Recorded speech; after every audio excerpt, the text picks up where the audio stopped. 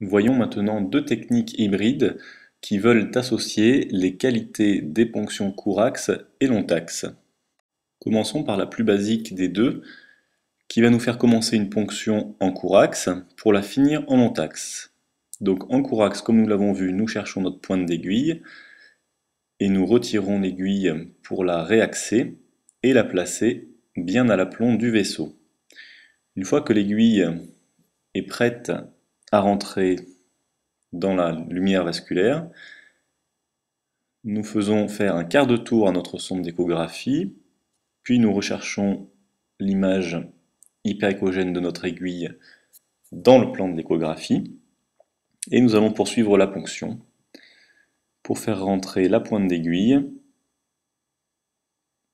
dans cette lumière vasculaire.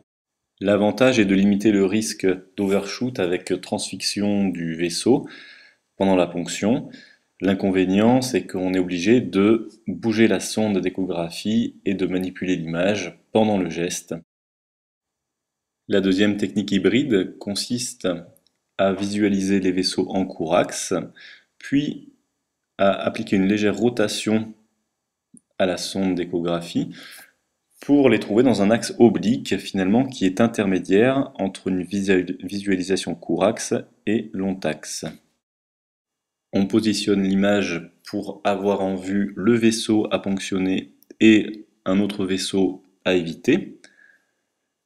Ça, c'est l'avantage d'une ponction en court-axe avec une bonne résolution latérale. Et on va effectuer notre suivi d'aiguille dans le plan des ultrasons, ce qui est l'avantage habituel d'une ponction en long-axe. On veut donc associer les deux avantages des deux techniques basiques d'échographie. Donc on approche notre pointe d'aiguille du vaisseau à ponctionner et on rentre dans la lumière vasculaire. Cette technique a été proposée pour améliorer la sécurité du geste avec le suivi en long axe de l'aiguille et en visualisant bien les deux vaisseaux, mais vous voyez qu'il impose de diriger l'aiguille vers le vaisseau à éviter, celui de gauche dans notre exemple, et c'est une technique qui est donc complètement à proscrire.